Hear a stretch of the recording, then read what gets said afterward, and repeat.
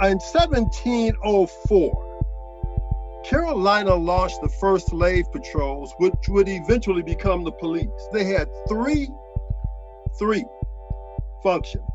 The first was to chase down, apprehend, and return to the owners runaway slaves. The second, the police were to provide a form of organized terror to deter slave revolts. And then the third, to maintain a form of discipline for slave workers who were subject to summary justice outside of the law if they violated any plantation rule. That was in 1704.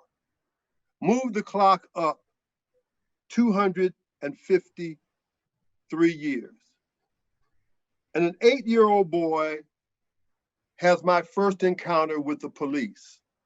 Me and my friend Milton Lightfoot go over to Outer Drive and Mound Road where Derby Hill was, in a park. As we're riding through the park towards the hill, a police car speeds up into the park, swings in front of us, and stops us dead in our tracks. The policeman, I can't remember if he got out of the car or leaned out of the window, but he says, barking at us, "What are you doing here?" And so we respond, "We're going over to Derby Hill." He says, "You don't belong here. This isn't your park. You have your own park. Get out of here." My first encounter with the police. 200 years, they are terrorizing the great-great-grandchildren of slaves in Detroit on the east side. Move up a little bit, it's 1987. My son in Southfield has an encounter with the police. This encounter has happened so often, they have a name for it. It's called beat and release. He's beaten by the police and then sent home, and they consider it a win because they weren't arrested. We often think that these are ancient historical things, but I have two of my friends who are here who are much younger than me, and I want to ask Eboni and Ofelia, please tell us about your encounters with the police. Ofelia? When we've been having these discussions, and I've noticed, also being a young woman of color, the stereotypes of when we get pulled over, correct? Regardless of my status, I have been pulled over once before by, it wasn't even an official police officer, it was a trained police officer, and we were too close to the tracks. And instead of asking for my license where it shows in my vehicle, he asked me for my social security number. And I was 19 at the time. This is back in about 2005. And my first experience with having an officer ask me for my social security number when I told him I had my license, but he was pushing for me to give him my social security number. And at that time, many officers who've pulled me over don't know I'm a criminal justice major since high school.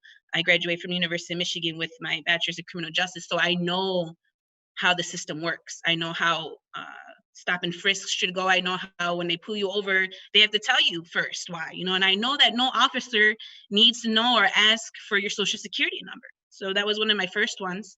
And then later, maybe a few years ago, also during a nighttime stop, it was after a storm, single female, the lights were off on Southfield Road. I'm in a sundress and lights flicked behind me. I didn't see where the officer came from, but I didn't stop right away. I hit my hazard lights and I pulled into the nearest gas station. And the officer, when he came down, was very upset and asked me, he's like, "Didn't you see I pulled you? Why didn't you stop?" And I looked at him.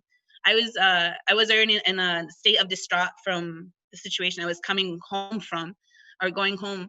And I told him, I was like, "I'm a single female, brown female in a summer dress in the middle of the night." And the way he looked at me when I told him this, like, he let me go home safely, because I've had encounters, or I've heard of my friends as well, especially females, getting pulled over certain parts, and the officers are not, the right ones, or they're not. I don't want to say, because we're not characterizing all of them, but sometimes as young females getting pulled over ourselves, it's scary. We've seen that, officers, when they frisk, they touch women in places that they're not supposed to. Right? We're afraid, regardless that I know I'm educated in it. I am a brown single female by myself. And so even though sometimes I want to argue and make my point because I know I'm in the right, sometimes I step back because I know, one against them or however, it might not look that good for me. So some of my encounters too in Downriver, and what I've noticed too in Downriver, a lot of the police forces are all white police forces. So which makes it even more interesting, and to see the majority of people, who do they pull over, and like I've mentioned, I've been asked before for my social security number, which has nothing to do with my ability to drive or not. Like if I have my license, you shouldn't be asking me for my social security number. And so, same thing with the licenses. We know in our community, licenses are lacking in a lot of our undocumented communities. And that's one of the stereotypes of a brown person, Latino, an immigrant, that majority don't have licenses, and they're an easy target for either state police, and that turns into an ICE detainer, for no license. So regardless of being here, born and raised, regardless of working for the community, being educated, unfortunately, all they see is their skin color, and that's what they go by. So I was in grad school 2012, 2013 in Ann Arbor. I was leaving dinner with two of my friends, another Black woman and a Black man. And we were crossing the street at a light, at a crosswalk. And we saw a car, sorry, Nats. We saw a car, approaching the light, but it was a ways back. And we were like, oh, it's a short street. We can just leisurely walk across. And it's like, as soon as we hit the street, the car began to almost like accelerate.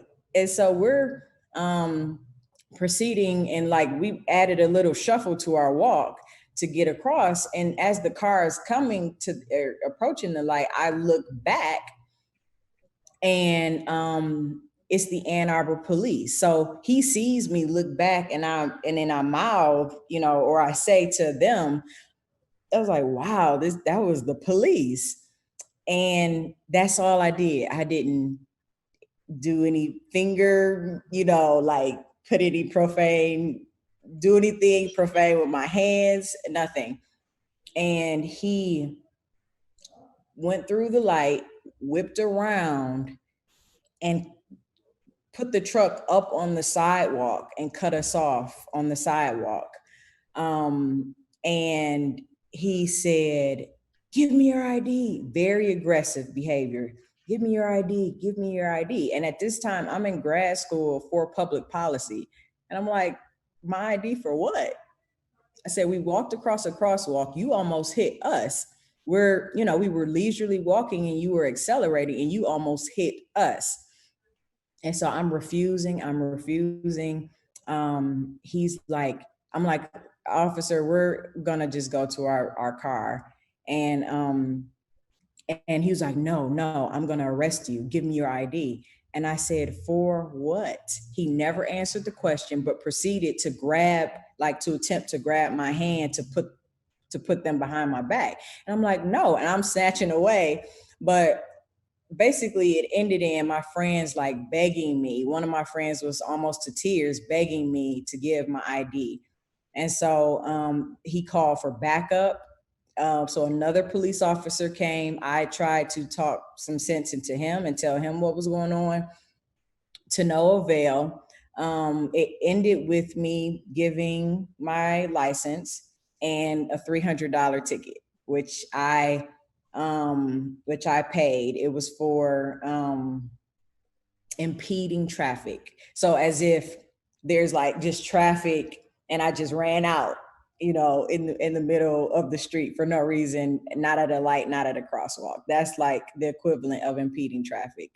So I didn't take it to court because I've been to court in Ann Arbor where I see the judge and the police officers talking about, the poker game or whatever, going out on their boats or whatever the case might be. And so I was really discouraged to speak up about it. And I just felt really hopeless in the situation. A lot of my non-Black counterparts in school never had any occurrences, while at this point, including undergrad, I had had several interactions with my friends or by myself with the police. You can find more at onedetroitpbs.org or subscribe to our social media channels and sign up for our One Detroit newsletter.